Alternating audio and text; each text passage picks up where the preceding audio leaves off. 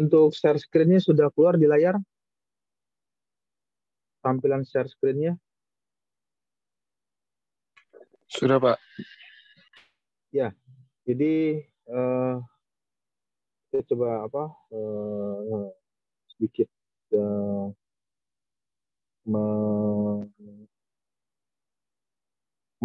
sedikit memahami mengenai slide dari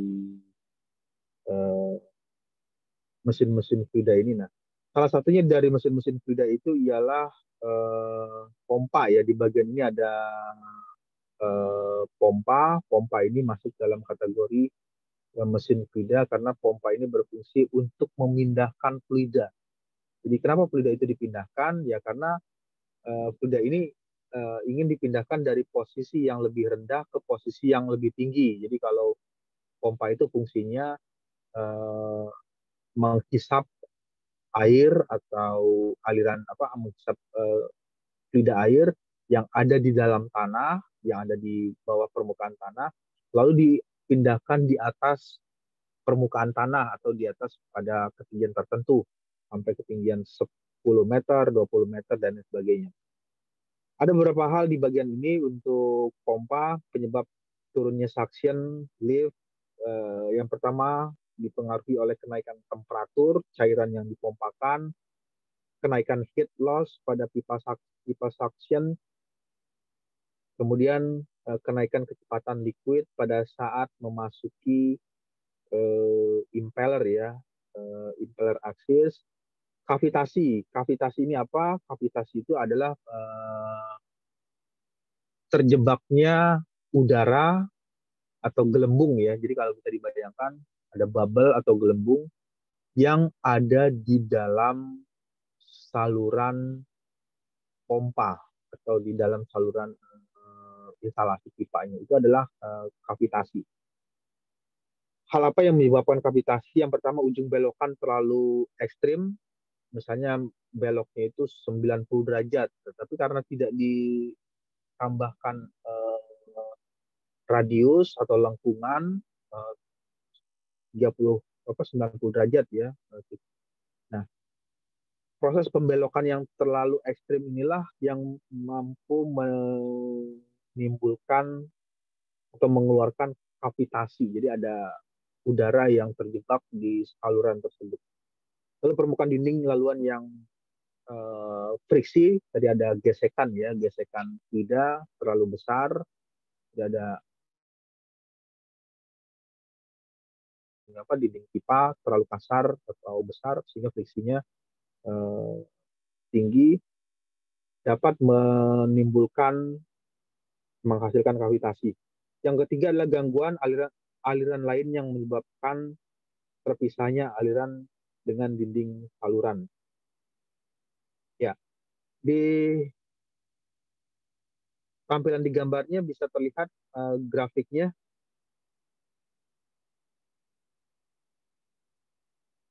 Di share screen-nya keluar Lihat, ya Pak. grafiknya. Sudah, Pak.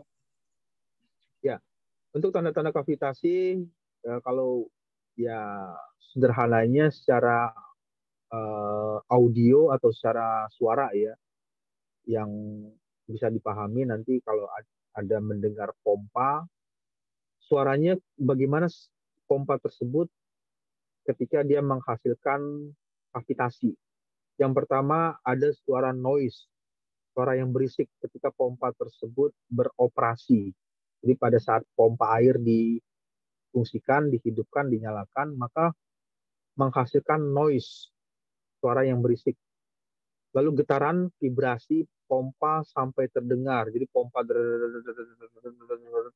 jadi itu pompanya sudah mengeluarkan kavitasi. Jadi kalau ada pompa di rumah atau di tempat kerja atau di instansi di lingkungan tertentu, mendengar suara seperti itu ya sudah dipastikan bahwa pompa tersebut mengalami kavitasi. Jadi ada udara yang terjebak di dalam pompa atau udara juga ada yang terjebak di saluran pipa tersebut. Penggunaan daya power yang berlebihan atau arus listrik yang loss ya, kadang dari PLN pembangkit listrik itu juga seringkali step up atau naik atau kadang juga turun. Nah, ini juga memberikan pengaruh terhadap uh, timbulnya kavitasi pada pompa. Karena uh, arus listrik juga memberikan power ya, daya power listrik itu memberikan pengaruh terhadap performa dari pompa. Pada saat pompa ini menerima daya listrik yang normal, ya dia akan bekerja secara baik, secara standar, secara normal. Tapi pada saat daya listriknya mengalami perubahan meningkat atau menurun, ya berpengaruh terhadap performa. Artinya performa itu ya bisa saja putaran impeller dari pompanya yang semestinya itu berputar normalnya itu 100 RPM, tapi karena ada peningkatan ini ya, peningkatan daya power ya bisa menjadi 150 RPM atau bahkan 180 RPM. Nah, inilah yang menimbulkan uh, timbulnya impeller timbulnya kavitasi tersebut. Sama juga kalau nilai RPM-nya menurun, yang awalnya normalnya itu 100 berkurang atau turun menjadi 50, impellernya berputar menjadi lebih pelan menjadi 50 RPM, nah, itu juga bisa menimbulkan kavitasi. Debit berkurang secara signifikan. Noise kalau diukur dengan alat ukur noise generation, karena kavitasi itu ya grafiknya seperti ini, alat mengukur vibrasi ya, getaran. Hubungan antara nilai frekuensi dengan suara, sound pressure level dalam satuannya ini dB, desibel. Nah, jadi bisa terlihat uh, grafik frekuensi yang terjadi. Jadi pada frekuensi 200 itu sekitar 180 ya, 180 itu memiliki nilai suara yang tinggi. Lalu pada frekuensi yang tertentu dia mengalami penurunan nilai sound pressure-nya. Ini adalah hubungan frekuensi dengan suara atau level suara yang dihasilkan dari pompa yang mengalami kavitasi. Ya, akibat dari kavitasi yang pertama kalau digambar ada perbedaan ya. Di layarnya bisa terlihat dengan jelas tampilannya.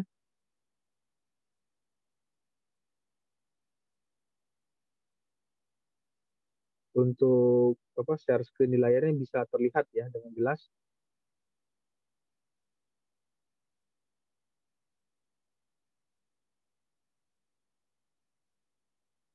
Ya, jadi di di bagian ini untuk mesin Frida itu akibat dari kavitasi.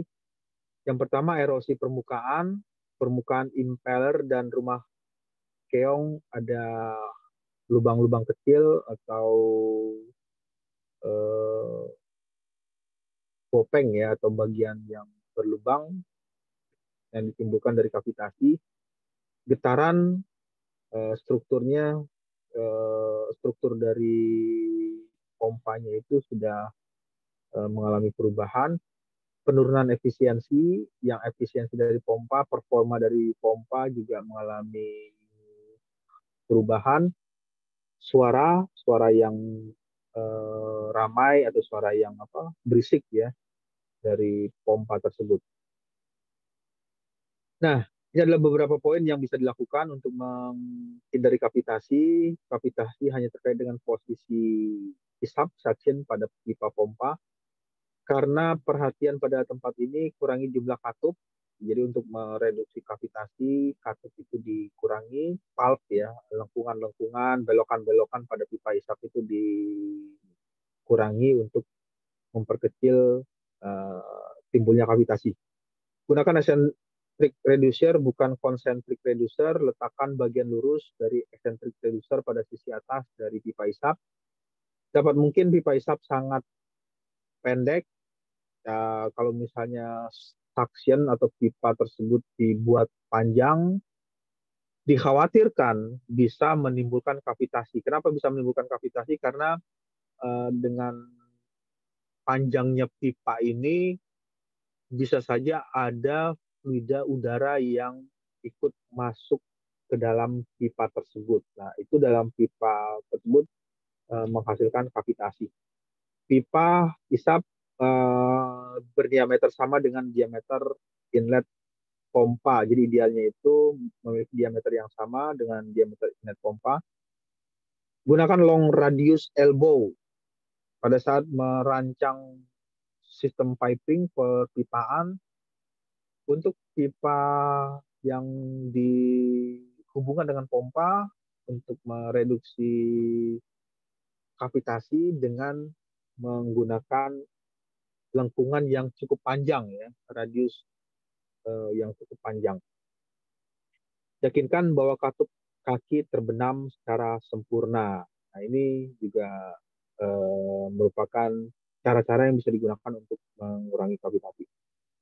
Oke, lalu bagaimana dengan pump karakteristik karakteristik dari pompa? Ini ada grafik di sini ditampilkan grafiknya seperti ini, ya, yang horizontal. Horizontal ini menjelaskan RPM. RPM itu dituliskan 500, 600, 700, 800, 900, 1000, 1100, 1200, 1300, 1400, 1500 RPM. RPM itu ialah rotation per menit. Jadi bisa dibayangkan impeller ini berputar dengan nilai misalnya 700 RPM. Jadi bisa dibayangkan dalam waktu 1 menit impeller tersebut atau blade dari pompa tersebut mengalami putaran 700 kali. Jadi dalam waktu 1 menit itu 60 detik, ya, 60 detik dia berputar sebanyak 700 kali. Lalu di bagian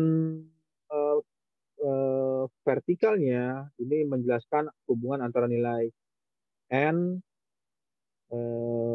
HP, horsepower, kemudian H ini ketinggian, dan nilai M, ya. Nah, ini ada hubungan karakteristik dari pompa. Nanti bisa dilihat ketika pompa ini berputar pada 800 RPM, berapa nilai horsepower yang dihasilkan, gitu, atau nilai apa,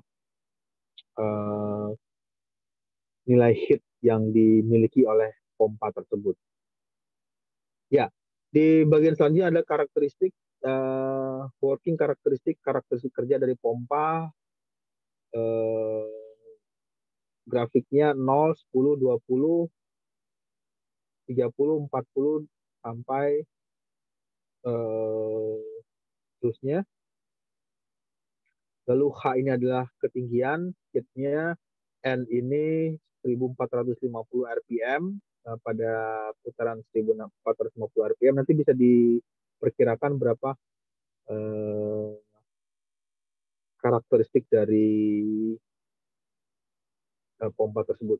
Ya, untuk pompa yang radial, ya, ini ada lagi variasi. Karena pompa ini banyak sekali tipenya. Ada pompa radial, pump, radial flow pump, kemudian ada axial flow pump, dan ada mixed flow. Jadi campuran. Kalau mix ini campuran antara yang radial dengan yang flow. Ya, di bagian yang berikutnya, sampai sini ada diskusi dulu atau ada yang ingin ditanyakan?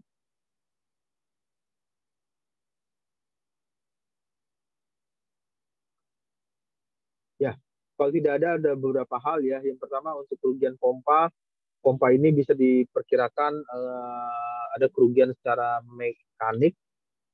Kemudian apa saja yang menyebabkan kerugian secara mekanis? Yang pertama itu ditimbulkan karena ada faktor friksi, gesekan. Gesekan bisa saja terjadi di antara gesekan antara bearing bearing itu bantalan, seal, packing, pelumas dari pompa tersebut. Kemudian transmisi perpindahan dari roda giginya juga menimbulkan friksi, roda gigi, kopling, belt, dan lain-lain. Jadi ada roda gigi satu, misalkan berbentuk roda gigi lurus, terkoneksi dengan roda gigi yang lainnya, itu juga bisa menimbulkan kerugian secara mekanis. Gesekan antara roda gigi, kopling, belt, dan lain-lain. Lalu kerugian secara hidrolis, viskositas, dipengaruhi oleh kekentalan dari fluida tersebut, berapa nilai viscosity yang dimiliki oleh fluida tersebut. Lalu sirkulasi sudu terbatas. Nah, ini juga ditimbulkan oleh berapa banyak sudu yang dipergunakan untuk pompa tersebut. Apakah menggunakan 4 sudu, 6 sudu, 8 sudu, itu juga memberikan nilai rugi atau kerugian pada pompa tersebut. Kavitasi tekanan inlet pada pompa tadi. Di bagian pompa ini bisa menimbulkan kavitasi. Kerugian volumetris, kerugian volumetris ini ya internal, kerusakan ring sirkulasi, kemudian eksternal, kerusakan seal, dan packing. Ya, ini adalah ilustrasi atau gambaran yang tadi ya mengenai kavitasi. Jadi kalau di zoom ya, ditampilkan zoom, ini ada bagian ini yang ada lingkaran. Untuk gambarnya bisa terlihat dengan jelas.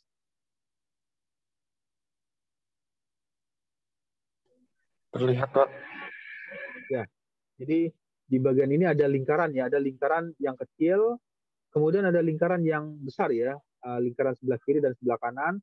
Lalu ini adalah kavitasinya. Nah, yang dimaksud dengan kavitasi itu ini, yang ada garis tanda panah ini.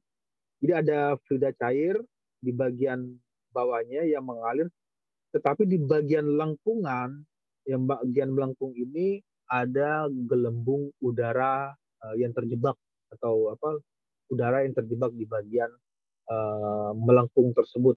Lengkungan tersebut inilah yang dimaksud dengan kavitasi. Hal ini yang perlu dihindari. Kenapa dia harus dihindari? Karena kalau misalnya ini terjadi, yang pertama memberikan pengaruh terhadap performa pompa. Artinya debit dari pompa juga akan berpengaruh, berapa debit yang dikeluarkan oleh saluran outlet dari keluaran pompa dengan saluran yang akan keluar yang terdistribusi di saluran pipa tersebut. Ya, di bagian berikutnya, nah ini adalah gambaran yang benar ketika melakukan instalasi. Yang bagian yang atas itu incorrect ya, salah karena ada gelembung. Nah, ini ada tanda panah, ada gelembung di bagian atasnya, itu ada bagian atas yang menggelembung. Kemudian yang benar, yang korek itu ya saluran ini atau dimensi dari pipa tersebut terisi secara penuh. Jadi terisi penuh oleh fluida yang mengalir. Itu adalah bagian yang benar ketika menggunakan kondisi incorrect atau kondisi yang benarnya seperti itu. Incorrect itu ada yang salahnya karena ada udara yang terjebak, sedangkan yang benarnya itu adalah kondisi yang terisi penuh oleh fluida cair yang mengalir. Ya, untuk sudu impeller, yang pertama sudu impeller didesain setipis mungkin. Ya tujuannya kalau terlalu tebal juga eh, memberikan apa performa yang kurang baik, karena kalau terlalu tebal kan gerakan dari impellernya akan terasa lebih berat, masanya, kemudian volumenya juga menjadi menimbulkan apa pengaruh apa pengurangan terhadap fluida yang dihisap yang akan disalurkan. Sudut impeller didesain setipis mungkin, tumpul bagian leading edge dan runcing di bagian trailing edge. Jika jumlah sudut banyak, maka kerugian hit semakin besar. Namun, bila jumlah sudut terlalu sedikit atau tidak terlalu banyak, aliran kurang uniform. Jadi bisa saja alirannya itu tidak stabil. Yang dimaksud dengan uniform itu ya ketidakseragaman pola aliran atau aliran yang dikeluarkan dari pipa saluran pompa tersebut. Sirkulasi semakin besar, hal ini juga menimbulkan kerugian kitnya. Oke, sampai sini ada diskusi atau ada yang ingin ditanyakan?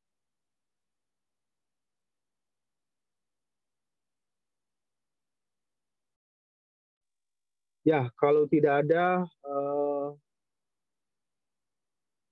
diskusi atau belum ada yang terpikirkan apa yang ingin ditanyakan, ya nanti bisa di next minggu depan ya atau di next week minggu selanjutnya kita bisa diskusikan mengenai masalah pompa, masalah apa namanya mesin-mesin fida yang aplikasinya itu menggunakan uh, ilmu dari fluid mekanika fida. Ya, kalau tidak ada pertanyaan, saya rasa cukup untuk pertemuan hari ini. Nanti bisa mendengarkan live streaming ulang ya untuk materi atau diskusi yang tadi sudah disampaikan di slide PowerPoint-nya di live streaming di YouTube. Eh, bisa ditonton ulang. Nanti saya akan bagikan atau saya akan kirimkan di